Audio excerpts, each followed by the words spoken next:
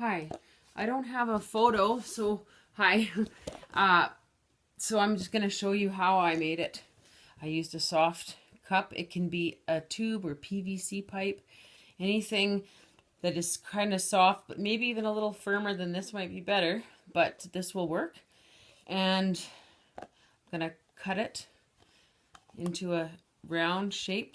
I used a little tiny pair of scissors for this one. Sorry, I'm just gonna have to balance this camera. Sorry. Okay. So I'm gonna cut this one with the little scissors. I just have little scissors. I'm gonna cut all the way the bottom off, and then I'll cut the top off as well. And then I'm going to round the edges off so there's no way it can injure the skin or the leg of your baby. So one sec, I'm just kind of doing this pretty rough because I'm trying to go fast. So there's one side cut off, which is pretty uneven, but I'll fix that bit here.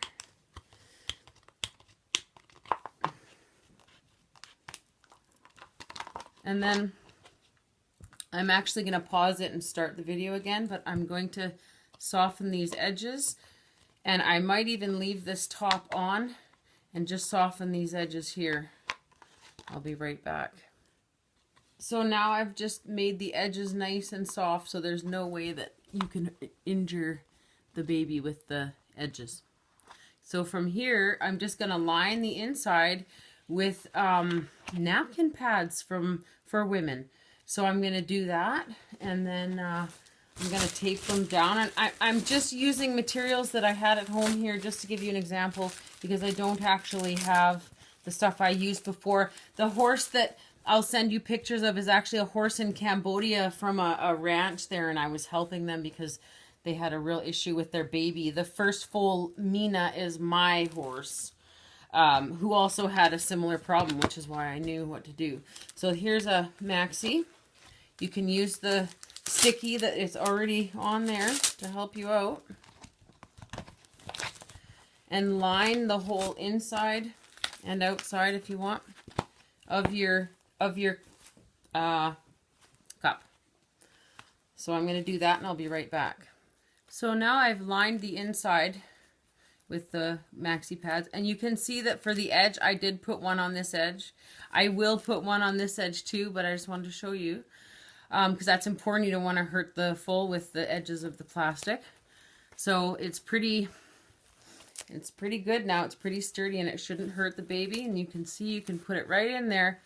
And then what we're going to do is you're going to tensor bandage the baby first.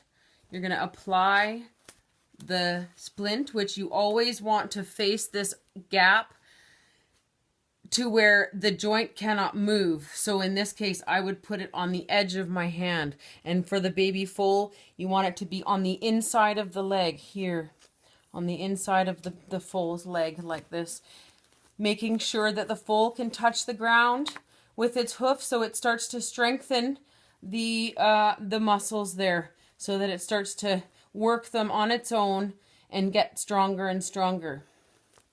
So I'm going to take this off and put a little more work into it and come right back.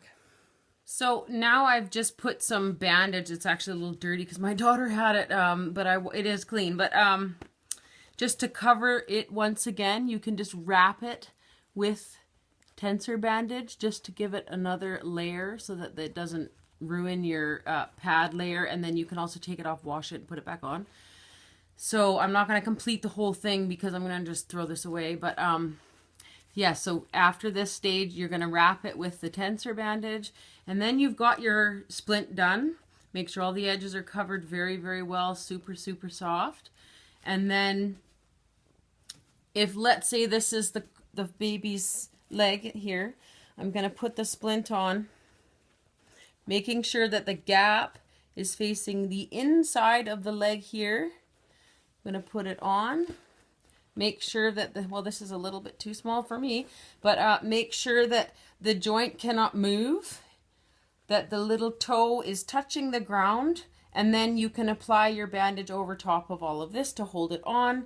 And I will do that now and come right back. So it looks a bit bulky on me, but here it is, it's on. And you don't have to use such thick feminine napkins if you don't want. And you want to make sure here at the top, once you put the second bandage on, you make sure you put something here so that debris doesn't go into the cast. That will be very irritating once it gets in there. And then I check it every 24 hours. Take it all off, look at the leg, put it all back on, and don't let the leg walk in that position where it's flexing too much, because it needs to kind of stay unstretched for a while, and then the muscles need to grow around it to make it really strong. So you can keep it on, but just check it every 24 hours, and it should be good to go. And of course, as a disclaimer, this is just my suggestion, my experience with 2 horses. I healed them doing this method, and good luck. And let me know if you need any more information. Thank you.